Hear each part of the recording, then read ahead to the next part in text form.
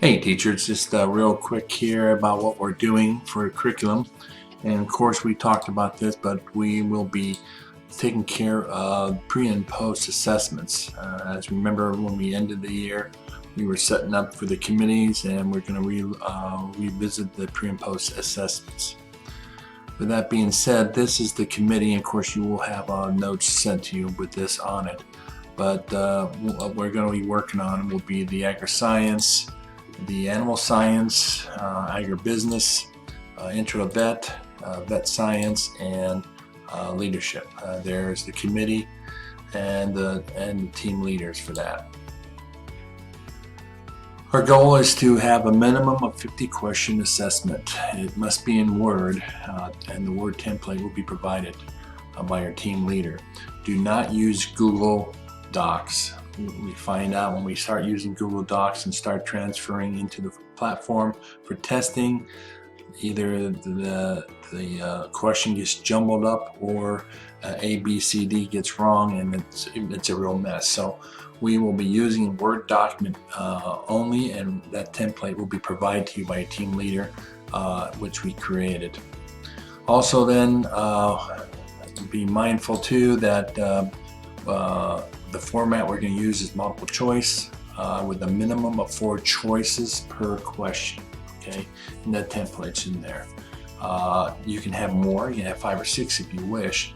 You can have a few true and false, but we really discourage it because it just doesn't work out too good. But multiple choice, at least a minimum of 4 is what we're going to be shooting for, at least 50 questions. And then we do 50 questions. We try to stay 50, 75, or 100. That'll make it easier for calculation when you have to use those analyticals. Okay.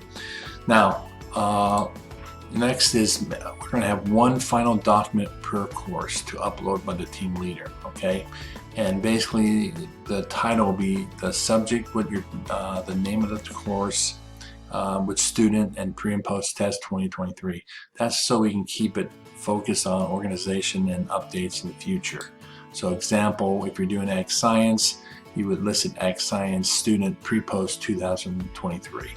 This will keep it so that we can keep it updated by the year and not to worry about anything else.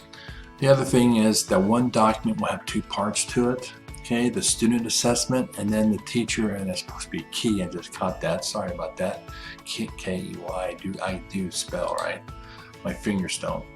The template has the division in it. So when you get the template, you'll see a page that will list it like that. And so it'll be like this: student assessment, and then there'll be a page with this on it, and then the teacher key follows that. Okay. Then we will continue on with benchmark quizzes, tests. Now this one, this is basically for student progress, and this is where you're going to do this for teacher resource, and you can use Google Docs for this because basically it'll just be a live assessment so that other teachers can use it and add to it throughout the year. And as you know, that when you have more than 1 teacher put together assessments is important. Understand and we'll label it benchmark, agri-science, or whatever the course may be. But this, remember, the benchmarks, we don't do benchmarks, but the other core programs do. I'm not saying that we will never do benchmarks for that, but for right now we don't. But benchmarks should be used by you to review, to reinforce, prepare for the post-assessment, and that provides you that continue pre-enforce those concepts so that when you get to the assessment at the end, the students are ready for it. Okay. And remember, we went over this at the end of last year about, we would focus on the pre-assessment and the post, and examples of that. But we will be doing the multiple choice for both pre and post.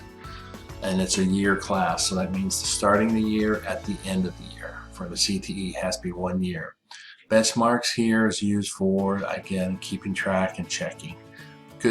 Remember the good practice that we ran into last year was, remember to, before you test your students, check the pre-test, check the post-test before the test dates in case there's any problems with it.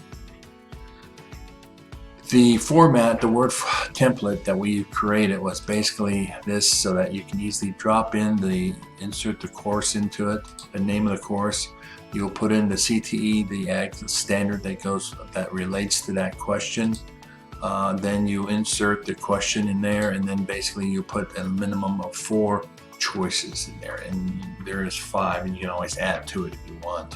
But that's how that format or the template has been set up for you. So that's been set up for you to take care of that. The team checklist will basically, the team will meet, the leader will call that together. Others may be added to your team if you want to serve on another curriculum or assessment. You can go ahead and do so, or you can recruit if you wish.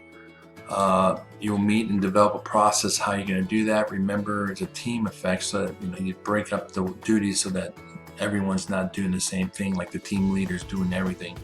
So a lot of times what you do, a team get together and say, hey, I'll do standards 3 and 4, and I'll do 10 questions total, or 20 questions, whatever it may be. And then that's how you want to work as a team to get this through in a more efficient manner. Also, developing the assessment. Remember that you look at the standard, that question and answer that addresses the answer, or addresses the question, sorry. Write out the questions, make sure you check the grammar and spelling, make sure the team approves that question. Because the worst thing is that after the assessment's over, the teachers go, well, how does that relate? Or I don't remember doing this. So we want to make sure team approval on this, so we are all on the same page. Then review the final product. Then with that, the team leader will then upload that into Canvas with the final copy, okay, in the Word document. And then you'll develop the benchmarks, and that once you set that up, you can that can be an ongoing activity throughout the year. As you come up with questions or assessment, place it into your benchmark for that class, so that other teachers can look and share with it. Okay, and then this is just a review of steps about questions, and then that's just for you can read. And again, I'll provide these notes for you. Okay, and then just to keep in mind too, and we'll talk about this in coming days, but keep in mind we are going to be refocusing on the animal science curriculum project, and we're looking at redesigning that whole curriculum, going from the rural traditional to more urban innovative type for the 21st century student, by adding the different categories, concepts into the curriculum that we've been talking about for like 5 years now, slowly but surely, right? But that we'll be working on this year, and we'll hear more about later on. And that's the end. I hope you have fun with this. Remember the due date, and then my team leader will have the due date when we have to have it done, so that Barry can upload it into the platform. And so I believe it's July 27th. Okay, thanks.